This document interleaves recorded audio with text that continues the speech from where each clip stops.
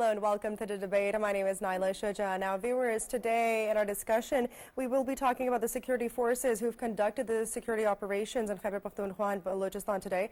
They have managed to kill 7 terrorists, and in Banu, the intelligence-based operations, they have eliminated 3 militants and injured 2 others, recovering the weapons and explosives from the area. Now, in Balochistan, the operations Awana and Enkech and Dera Bukti have resulted in the deaths of 4 terrorists, and the Army Chief General Asim Munir has reaffirmed the commitment to dismantling terrorist networks and countering terrorism as the top priority. Now, furthermore, during his visit to Peshawar, General Munir was briefing on the security situation and the ongoing operations, noting that a 90% in the rise of fatalities from terrorism in the third quarter of 2024, further stating that are largely driven by the cross-border terrorism, and that the National Assembly Speaker, Mr. Sardar Ayaz Sadeh, commended the forces' efforts in Balochistan. Now, Pakistan has seen the sharp rise in the attacks on the security forces and the checkposts, especially in Balochistan and Khyber Pakhtunkhwa, and the extremist groups like TTP and Baloch separatists have intensified violence that have targeted the security forces and the civilians and the infrastructure. And this surge has raised concerns over the national security and prompting the government to ramp up the military operations and enhance the intelligence sharing and bolster the broader security as well. Now, furthermore, the Foreign Office has stated in their weekly press briefing that the Foreign Office spokesperson Mumtaz Zahra Baloch stated, and she reiterated, that these terrorist groups find sanctuaries and hideouts in Afghanistan, and they're contributing significantly to the security threat here in Pakistan. Furthermore, she stressed upon the fact that Pakistan is concerned about the activities of these groups and their continued freedom of operation. Now, another important point to mention here is that Chinese special envoy and Russian representative have met Pakistani officials here in Islamabad and have discussed the concerns over the terrorist sanctuaries in Afghanistan and the need for regional cooperation on Afghanistan's stability. Now, moving towards our second segment, we will be discussing Pakistan that is facing the internal and external security situations, and that's exacerbated by the political turmoil. And now, Bushra Bibi's various controversial remarks about the foreign disapproval and allegations of the regime change efforts linked to the former army chief have fueled the internal conflicts, while PTI is using religious rhetoric. The government officials, including the Chief Minister of Punjab and the Defense Minister Khwaja Asif, have significantly criticized her statements for being divisive.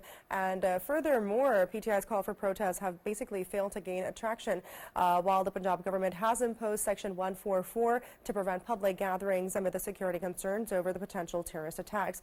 Now, in the studio, it is important to welcome our wonderful senior analysts here, Mr. Farooq Batafi and Mr. Raja Faisal. A huge welcome to you both. And on Skype, we are joined by Brigadier Retired Haris Nawaz, who is a defense analyst. A huge welcome to you, Brigadier Haris. Thank you so much for joining us here on the debate. Now, understanding the situation that Pakistan's Foreign Office has basically raised concerns about the terrorist groups in Afghanistan, which are being supported by hostile powers. They're basically exacerbating the Pakistan security challenges. And despite sharing this evidence with the international partners, Afghanistan still hasn't taken significant actions. That being said, Brigadier Haris, how can Pakistan strengthen the diplomatic efforts to hold Afghanistan accountable under the Doha Agreement and curb terrorist activities?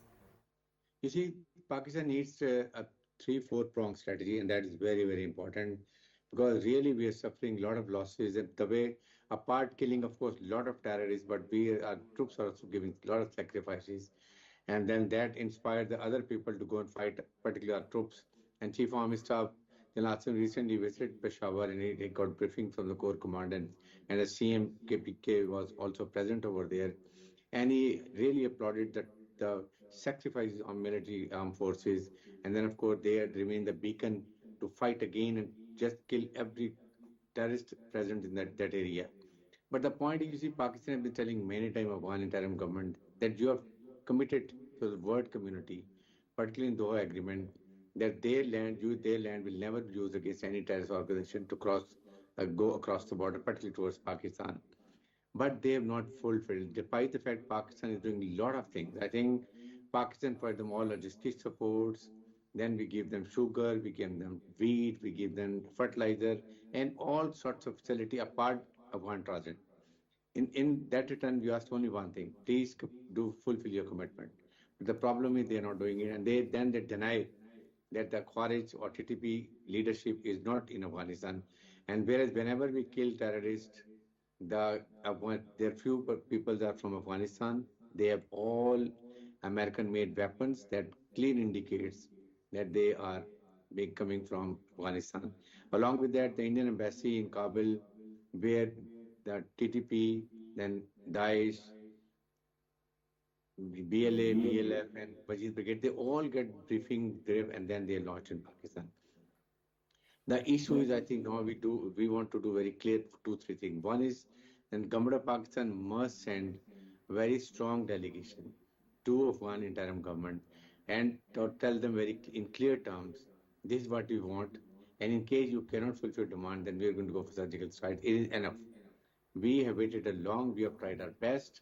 Neither they have the total grip in their own area rate of the government, but they are not fulfilling their demand, but we are asking them. Second is, Pakistan must talk to Americans because they have left intentionally a lot of weapons, ammunition, and enhancement devices, which have fallen into the hands of these all terrorist organizations being used against Pakistan in Balochistan and KP. That is the factor. And of course, we must tell them that India must be reined because India is being used as a proxy to create problems in Balochistan and KP. So this is what we need to tell them. Even I would say we have all the ambassadors in the Islamabad Foreign Office and Interior Ministry and Defense Minister. They must sit down and brief them what all India and the Afghan Taliban creating problem for us. That is very important. Along with this, Chief Army Staff has given his determination, full assurance. They will continue going for terrorist hunt. They will keep killing them. We don't mind giving any sacrifices, but the only thing is now he feels and the nation wants that now we should ensure us base the car. And that has been, I think, decided in the recent National Action Plan Apex Committee, and which is going to be recently held again in province, where they decided now the Balochistan, our armed forces is going to go and operate over there against all those who don't believe in Constitution of Pakistan and they're carrying arms against us. But the important thing is the whole nations need to stand, plus all element of national power have to be standing behind the armed forces. Along with that, most important thing is that the illegal spectrum, that is a main cause and root cause because all funding is coming through that process. It is Hundi through Hundi system, then it is smuggling is coming, narcotics money is coming, and all those things have to be stopped because when the money stop flowing, that means their root cause is gone and they will not be able to operate and they will not get money, they will not do traction. That is what we need to have it. I think these are things we have to do.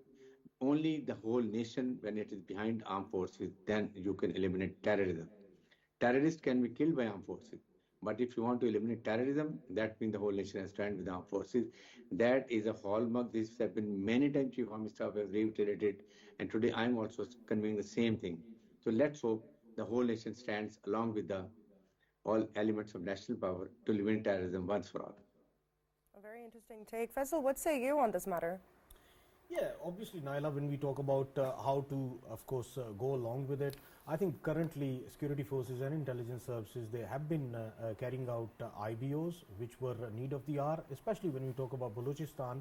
In recent times, we saw that there was a rise in the attacks, and it was a sudden rise, and that was obviously, I mean, understandable. Reason being, one very important fact which I wanted to highlight here is related to Indian Cricket Board's decision not to come to Pakistan, coming on the very day when obviously all of these activities they were being taking place in Balochistan, and on the behest of terrorist activities, they have included that security situation in Pakistan is not right for us to go into. Whereas, I mean, Balochistan is not a place where, of course, cricket is going to be played. These are only 3 cities where, of course, cricket is coming, and they just wanted to create a sort of situation in which they can give a reason behind their decisions. So, to me, once more, it is looking like India is behind it. We already know that every time when there is a juncture, an important juncture, to, of course, keep Pakistan alienated in terms of, as they always claim that we have diplomatically alienated Pakistan, which is wrong. Of course, SCO took place in Pakistan. Then they keep on highlighting that, oh, Pakistan is alienated in cricket as well, as in modern times, especially in a region like Pakistan and India, where cricket is considered as the most followed event. And when Pakistan is getting hosting the Champions Trophy, and this is what they're coming up with, and when, of course, we already know the track record of India, whenever there was some important juncture for Pakistan, they have been carrying out and investing in these sort of activities to, of course, portray Pakistan as being security-wise a very weak country. It's very easy to understand that it is India behind it, and India is investing in the Afghan provinces. And when, of course, it comes to India being in Kabul, they are carrying out their activities, and we shouldn't be forgetting that even in Jalalabad they had a consulate before, and still they have ground resource in Jalalabad. And obviously 3 provinces we always highlight: Kunnad, Nangarhar, Nuristan. All of these 3 provinces, they have deep penetration with the help of NDS, and this is how they are circulating their assistance to terrorists out there, who are being nurtured by India once more, I would say. When it comes to ISIS Khorasan, it is an open secret that last year and the year before, there were so many activities by Taliban themselves against ISIS Khorasan, and in them activities, who were being caught? There were many names that were the Indian citizens who were being caught there, and it is apparent that they were using the Muslim names to, of course, penetrate within ISIS Khorasan. We know that India has a habit of using the Muslim names, because Mubarak Hussain Patel is not to be forgotten. He was the very person who was his actual name was, of course, Kulbhushan Jadhav, who was caught in Pakistan red-handed in Balochistan. He was involved in, of course, investing in the terrorism in Pakistan at that time. So this time again, of course, there are many other avenues which Taliban themselves need to explore before having a swing of relationship with India in Afghanistan. Of course, Taliban regime, they need to make sure that they have to explore all of these gray areas where India is utilizing Afghanistan to carry out activities against Pakistan, terrorist activities against Pakistan. And mind you, it is not only Pakistan. I mean, very recently there was an activity, 4 days ago there was an activity in Tajikistan in which one of the Chinese engineer, he got killed, and 5 others, they got injured, and that took place in Shamsuddin Shohin. That area is not far from Farkhor Air Base, and Farkhor Air Base is, of course, hosting the Indian troops, hosting the Indian raw actives, and then they are there since 2004, and they have been carrying out and facilitating the terrorism against Pakistan from there too. So these are the domains which needs to be explored by Taliban themselves as well. Unless they have their own goals to score against Pakistan, which I believe they need to be clear of. As Brigadier Harris has rightly pointed out, that Pakistan is a sort of lifeline for them. There are millions of Afghans who are still living in Pakistan, and we have been the shelter house for their people. And their people, whenever they saw themselves in trouble, Pakistan was the only country that they ran towards. And this time around, if Pakistan is facing such an horrific incidents, and that too Afghanistan's involvement in it, then they have to be assured once more that the burden we have been carrying of the Afghan nationals, we have been carrying of the Afghan migrants and people who have been taking shelter in Pakistan, that burden itself actually opens up many gates for the terrorists to do their activities easily in Pakistan, because there would be many criminal individuals within these people who are of course sheltering in Pakistan.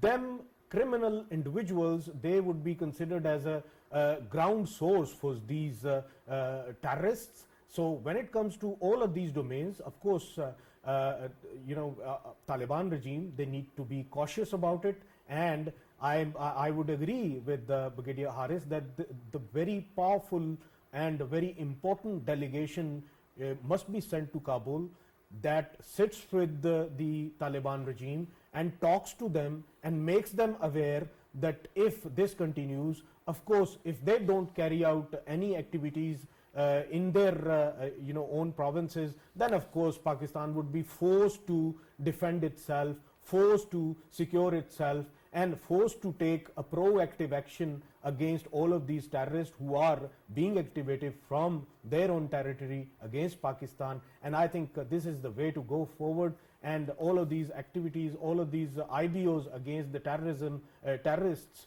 they need to be hypened up. And if required, then after the talks with Taliban, if Taliban are not ready to do it, then we must do it.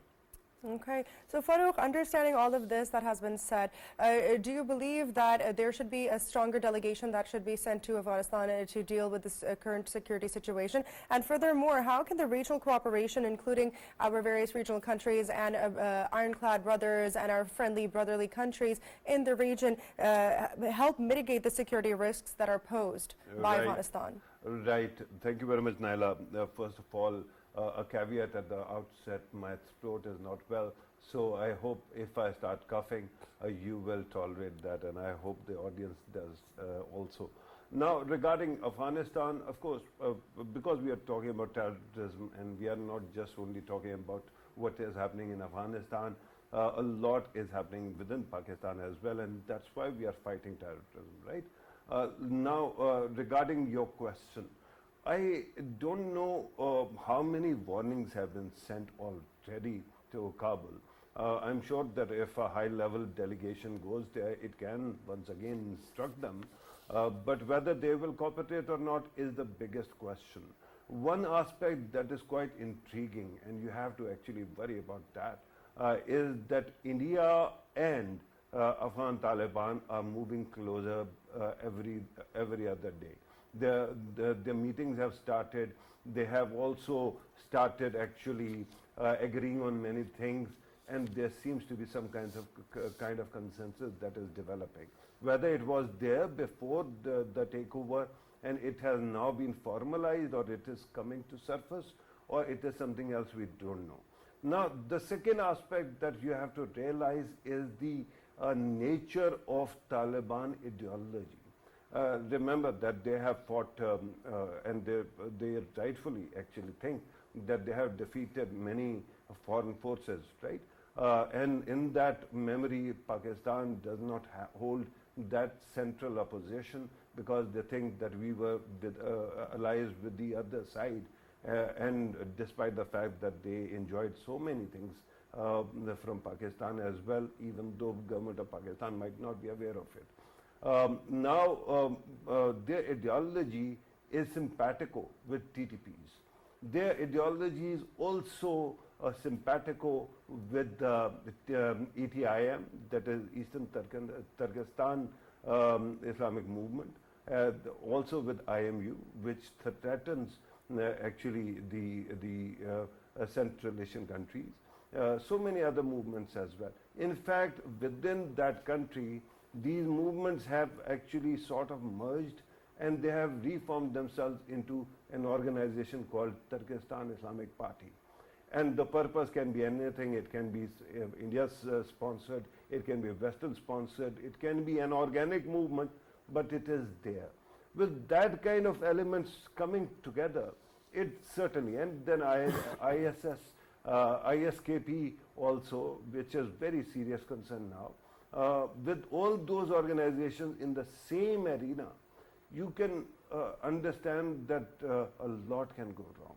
You can give them warnings, but then what you need to do is you have to ensure that your own borders are sealed, and no one from that side can come to Pakistan without any permit. So government of Pakistan, the army of Pakistan have done a great job of fencing the border, but it is stuck somewhere around 98-99%. I hope we actually take over and finish the job of remaining 1 or 2%.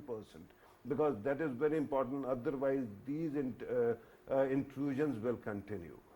Now, after that, what we need to do is operation or momentum within the country. You have to realize that there still are a lot of TTP or Fitna Khawarij apologists in Pakistan. And you see them in Urdu television also. You see them in media, particularly Urdu press as well. And they continuously sit and obscure things, right? So the government of Pakistan has to realize that 50, 60, 70, whatever the current number of news and current affairs channels, most of them cannot exist if the government of Pakistan is not, subsidizing them. If the government of Pakistan or state of Pakistan is subsidizing them, shouldn't they be the state of Pakistan's force multipliers rather than the terrorists? And if that is so, when are they going to develop the capacity to fight terrorism, or for that matter, Fitna Khawarij's propaganda with our counter narrative? Government of Pakistan has come up with a counter narrative. If you have seen, there was a consensus edict by a huge number of ulamas on how to fight terrorism. Similarly, then you have to actually shore up your effort to ensure that your legal game, where when a jet black terrorist is produced in a court of law, they don't walk out, walk away without any consequences. There should be better laws. There should be a better way of collecting evidence and producing it in the court. So, and finally, when it comes to governance model, you have to start improving the quality of governance in the areas which are adjacent to Afghanistan, because those areas were promised a lot when they were merged into Khyber Pakhtunkhwa. And at that time, all the federating units actually promised that they are going to contribute from their divisible pool to the betterment or uplift of that area. And that hasn't happened, Naila. So if we are going to fight this war, we'll have to come together like never before. And that can be done. Unfortunately, what happens is that we keep on actually shifting the blame. We keep on arguing with each other, and then keep on deferring all these matters. If you are looking for political consensus, where politicians like 2014 come together and then actually sign another document, then our entire evolution of past 10 years is gone. You don't need that. What you need is a very aggressive national narrative coming out from national television, all channels. And what happens, Naila? At 7 o'clock, if you start watching television, what is happening? I mean, the same old politics, right? This political party is doing this, that political party will do that, this politician said this and that, right? No talk of terrorism, minus a couple of, conscientious journalists or anchors. I think Hamid Mir did a couple of programs in past few days. I haven't seen any talk show till 12. What is happening? Why is it that our media, our intellectuals, our politicians are so frightened of terrorists, not the state subject? You have to actually go to everybody and remind them that it is national interest, it is the battle or war of national survivor. With that kind of state of affairs, of course, things are going to improve. Otherwise, some politician stands up and says that Chief Minister of a province declares that he is going to go and negotiate with Afghan Taliban. I mean, what is your locus standi? But that happens. You have to start asserting and demanding allegiance to the state of Pakistan. That has to be done in Balochistan, Khyber Pakhtunkhwa, in Punjab, and Sindh also. If that is not done, I mean, how many kids are we going to lose? I mean, in past 3 weeks of this month, we have lost 55 souls. I'm talking about law enforcement officials to terrorism. They are somebody's children. Why should they be asked to sacrifice all the time? Absolutely. Brigadier Harris, I want to carry forward what Farooq just stated, but I would like to add that the Chief of Army Staff General Asim Munir highlighted the need to prioritize Pakistan's national interest over politics and expressed concerns about terrorism, illegal businesses, and digital terrorism. He's condemned the doctored videos that have falsely depicted the military involvement in political protests, which he's viewed as attempts to destabilize the country. So that being said, what actions can we take to combat this action of digital terrorism and misinformation that is present on social media? Naila, this is the most important thing. Chief Army Staff has been telling many times. You see, illegal spectrum include all these things. The State Bank of Pakistan and all the banks have to ensure there is no illegal money coming and the source coming, from where it is coming, what is the agenda, where it is going, along with Hundi system which is coming, that government has to control it. Then, of course, smuggling. Then narcotics money is coming, which is the main source of illegal coming and going to this terrorist organization, along with Indians that are sending money through Afghanistan and coming to Pakistan. So border management has to be very strong. The custom system has to be very strong, along with excise and taxation.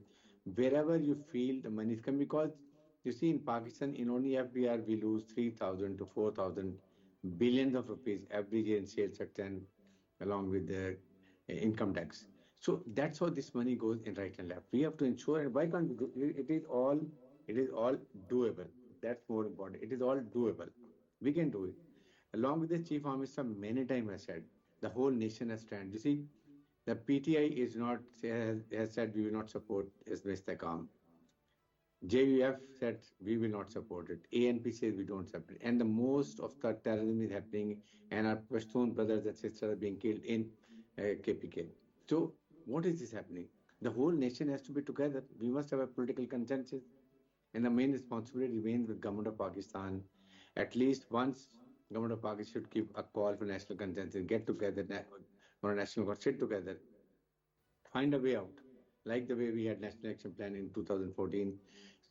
Then, of course, we have madrasa reform. We didn't have 32,000 are madrasas in Pakistan, 16,000 are only registered. The rest 16,000, we don't know from where the money is coming, what agenda they're following, where their registration. See, these are loopholes. We had to go and show this criminal justice system. Now, we decided in National Action Plan, we go for judicial reforms. Have we done it? No. That's another thing. That why our Chief Army Staff keeps saying we want military courts, so that punishment should be done immediately, within 3 to 6 months. And anti-terrorist court takes 8 to 10 years. That's the main important. The justice delayed, justice denied. And it was mentioned after 2 years of National Action Plan, the courts will be given a lot of training, security, so that they can expedite the case if nothing is happening. So these are things which have to be done. NACTA has to be coordinated. They have to be more powerful. It must be established properly. I think this time in National Apex Committee, they have decided. I will go to an extent that even now we should have a National Security Committee. All the security heads, Prime Minister of Pakistan, Chief Minister of all the provinces, let they all sit down and find a solution. How are we going to go for it? Because the nation has to be together. You fight as a nation. It is not army. Army is nothing without people of Pakistan as part of the government. That is the more important thing. Along with it, you see, the Afghan refugees must go back. If Afghan refugees are sent back who are illegal, then 50% terrorism will immediately be finished. Along with this, we must approach Pakistan national parties. What are their grievances? What are the demand? All legal possible demands should be met. And all those who are carrying weapons, they should be dealt with fairly. That definitely we all agree. But it has to be done coordinated effort. Army cannot do alone. This is what has been told many times. Why only a military person should be sacrificing? Why the whole nation? When I say it doesn't mean that they should lay their lives, but of course they have to support financially and all coordination. Along with that, the social media which is coming up. That is also very important. We must have a young, talented people used to have a counter narrative against this enemy narrative, so that people understand. Because in fifth generation war, the first target is the minds of the people of that country. They want to break the will of the country, the people of that country, and also they want to create a divide between armed forces and the people of Pakistan. Only then they will succeed. So this has to be done all together. These are the issues which we honestly I feel we are finding difficulty, and then I feel they're all logistics sports has to stop. Afghan interim government must be told, we have come, we want to give you 1 month, 2 months, 3 months more. Please stop supporting them. Because the ideology of Afghan Taliban and the ideology of the Swaraj TTP are the same. That is why they don't stop them. But if we don't give them wheat, we don't give them fertilizer, we don't give them the sugar, we stop all this support, they will come to your knees. And third, of course, when Afghan refugees they go back to their country, they will have economic crunch. Along with that, China has to be told. China giving a lot of money to Afghan government because they're taking a lot of mines and minerals, and that is the biggest support. And China wants that CPEC should be completed, so they have to tell Afghan government, please ensure there's no infiltration from your side. Just imagine if Afghanistan is peaceful, means Central Asia, up through Afghanistan, peaceful, Balochistan, and then we go to the Gwadar port, and the whole market of Middle East, Africa is available. And China from Kashgar to Gwadar takes 8 days. And if they come through seaside, they take 90 days. Imagine the difference. So, and this is the first flagship of BRI. The Chinese have to be also now supporting Pakistan instead of blaming Pakistan for all this Chinese killing of Chinese, but then they have to push this Afghan interim government to support Pakistan. So these are the issues we need to do it. But the basic question is the whole nation and all political parties must have national consensus. Only then we can eliminate terrorism the way we had done it in 2018. Of course. So Faisal, understanding this, what Brigadier Haris mentioned, that understanding that national consensus is extremely important, I would just like to come back to the Chief of Army Staff's statement where he called for greater control over the digital space to safeguard the national security, and there was a stress on the need for balance between free speech and security. And that being said, what actions, Faisal, should be taken to combat this digital terrorism that's persistent? Yeah, Naila, this is obviously very important, and in the modern times we have been seeing that hybrid war that has been played against Pakistan since a long time, and this currently whatever is happening, of course, social media has a lot to do with it, and it has become a sort of war of narratives, and that narrative, of course, what we see that enemy infiltrates people within, and there is a proper mechanism through which they run themselves, and they create doubts within the minds, as Brigadier Haris has rightly pointed out, that they inflict the minds, they hit the minds, and they straight away they obviously hit the minds of the youth, and they drag them away, and they make them stand on their own side and talk against the institutions of Pakistan, talk against the government of Pakistan, talk against Pakistan as a state, and how it should be fought against. And of course, what we see the outcome of it is that over the social media, over the digital platforms, we see a negative kind of outcome of it for Pakistan overall, and that is why that needs to be countered. And in recent times, of course, there are two types of two ways to counter it. Number one, completely block it, and number two is that keep on pushing the reality through, keep on pushing the counter narrative through. That can, of course, erase the doubts on the minds of the youth, on the minds of the digital platform users, whom, of course, it can be cleared that whatever they have been planted with, that was the fake news, and this is the right news, and they need to fix themselves, and that is the other way. Of course, it would cost a little more. Of course, it would cost more time as well to fix this problem, but ultimately this would be long-standing fixation of the problem. But when we talk about completely banning all of the platforms and completely creating the hurdles within the internet and internet providers and all of that, that would be for short time it is okay, it can be done, and it would have an impact for the short time. But for the longer time, as Brigadier Harris has rightly pointed out, that there are youthful people out there who are very intelligent. Their brains, their their activism on the social mediums, it can be positively utilized. By positively utilizing their services, of course, this menace can be controlled, this menace can be countered as well.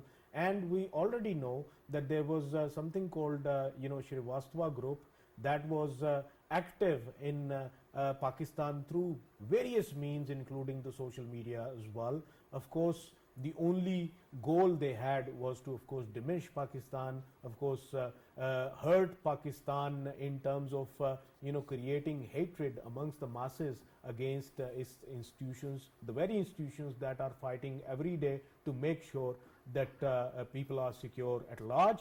And we know that EU Disinfo Lab rightly pointed out that Shrivastava group sitting in New Delhi, assisting RAW and running all of these mechanisms outside of Pakistan, inside Pakistan, and then from India, and then from Europe and elsewhere throughout the world, they were running all of these platforms. So we should be aware of it. This is the age of digital Pakistan, and in digital Pakistan, of course, we need to be extra cautious about these domains. And once more, I would say that Chief of the Army Staff is right about it, that these are the avenues we need to explore more, we need to counter more, and we have to put hurdles against all of these enemies. Farooq, understanding what has been stated so far regarding this digital terrorism, I would like to ask you for your insight, but simultaneously I'd also like to ask you for your opinion regarding the effectiveness of the coordination between the provincial governments and the intelligence agencies in ensuring this national security and the national cohesion. Right. Let us first talk about the second question. I think that a day before yesterday also I pointed out that there was a talk of NISP, the first National Internal Security Policy that came. At that time, the idea was to have all the intelligence agencies, may they be federal, may they be provincial, they actually come together under one roof and share intelligence. That is very important, Naila. It was done experimentally. In bits and pieces, it is still being done. For example, on our borders, or for that matter, maritime security. But when it comes to the mainland, somehow it was abandoned. I hope that that is revived soon. Secondly, the provincial governments, especially those which are not from the same government, they need to also start working in tandem with the federation, right? Without that, they lose the most. Do you know, Khyber Pakhtunkhwa's government is iffy or emotive in many ways. What happens? In the end, the biggest loss that is being, that is there is to Khyber Pakhtunkhwa and Balochistan, right? So I hope that we realize that this is the war of our survival. And regarding social media and digital terrorism, I remember one day when in Muharram, there was some kind of outage because of security, and all of a sudden certain people started spreading rumors about Pindi on Facebook, and all of a sudden the kind of videos that we were seeing actually were from Iraq or ISIS, and they were being spread in Pakistan, and people were believing that. So you have to start fighting it. What is the best way possible? Censorship or a better way is possible? I think the best way is Pakistan actually talks to all those social media platforms and asks them to regulate according to our laws. India is actually doing that. Other countries are also doing it. We can develop some kind of equation. So far it hasn't been great. Particularly Facebook is okay, others are okay. X, or formerly Twitter, was not playing ball, but Pakistan can still convince them, because in their countries also these arguments can be made. If that is done, of course there are platforms which are hideous. For example, 4chan or 8kun for that matter, which are supposed to be the plumbing or the worst hate possible. They have to be blocked. But when it comes to mainstream, social media organizations, the best way would be to develop an equation where the government of Pakistan can tell them that this organization or this person is spreading this kind of lie, and they can be shut down. If that happens, and I hope sooner or later that is going to emerge, and once that happens, we are going to have a better internet experience in the country. Of course, this is the conclusion of our first segment. A huge thank you to Brigadier Harris, who has joined us here on the debate. Thank you so much for taking the time out and speaking to us and engaging us on this debate. Now, moving towards our second segment, viewers, Pakistan is currently facing a very critical moment as it's contending with both the external and internal security threats. Amid this challenging environment, the government has taken decisive steps to maintain stability, including the enforcement of Section 144 in the Punjab to prevent the disruptions from PTI's planned protests, which are going to be taking place on the 24th of November. And the recent controversy surrounding Bushra Bibi's remarks, which included the unfounded allegations against the former army chief, and it's basically only served to deepen the political divide. Despite PTI's attempts to stir the unrest, the government, led by various key prominent figures such as Defense Minister Khwaja Asif, is focusing to safeguard the national security and the economic progress while rejecting the various tactics that are pushed by the PTI to basically thwart the progress of the economic conditions that Pakistan is moving steadily towards. That being said, Faisal, understanding the situation, why is so PTI hell-bent on trying to create this chaos, especially given the fact that they tried to do this before the SCO and now again with the Belarusian delegation that's set to visit next week? Just why? Yeah, but this is obviously, very interesting to look into. Last time we saw that, and this time once more, we know that Belarus president is coming to Pakistan, and it is going to be a very important visit. There will be many contracts that would be signed between both of the countries, and we very well know that both of the countries, they have agricultural relations, then they have even defense relations as well, and all of these relations, they are very important to Pakistan and Belarus both. So at this hour, I mean, once more we will be seeing that the roads would be closed, and of course that is to stop all of these people coming to Islamabad, the capital city. But Naila, when I see all of these things, of course, one thing is for sure, which I keep on reminding, that maybe we are the biggest enemies of ourselves. We need to fix ourselves, we need to fix our priorities, we need to, of course, deeply look into whatever the circumstances are around, and then we need to decide what our steps should be about it. And when it comes to, of course, protests, protests should be considered as a beauty of the democracy, but there is a time of the protest, the right time of the protest, and the right place of the protest, not the capital every time. I mean, my luck gets hurt. Yeah, absolutely. Absolutely. Now, Farooq, just quickly understanding that PTI is it seems to be that they're trying to hinder the progress and the development that is being done by the current government, and there are various great steps that the current government has taken. There's a sense of exhaustion amongst the traders that are in Islamabad, and they're expressing their frustration, so much so that the Islamabad High Court has given the statement. Would you care to elaborate? Yeah, Islamabad High Court actually ordered, gave a verdict on this matter, right? But you said that they are worried. I think that at this moment, what is happening is everybody is frightened because of the disruption that takes place repeatedly, periodically, and it keeps on, sabotaging everything in the country. It is important for everybody to realize that we have to actually come together and stop these kind of, tantrums that are thrown all the time. Because in the end, what happens, Naila, economy suffers. Whenever some foreign dignitary is coming, because of that, international media will not look kindly to what is happening. And then, of course, regarding overall statements, the kind of statements they keep on giving, I mean, they have to be very clear, very careful, especially whenever there is any hint of foreign policy involvement, because that also Absolutely. damages. With that kind of state of affairs, political parties need to ask themselves, who are their worst enemies? They themselves are. Why? Please stop. Stop hurting yourself. Stop hurting us as well. Thank you. Absolutely, a wonderful take. Well, viewers, that was the show for the debate today. A huge thank you to our senior analysts here in the studio, Farooq Batafi and Raja Faisal. A great thank you to you guys who were tuning in here on the debate on PTV World. This is Naila Shuja. Take care.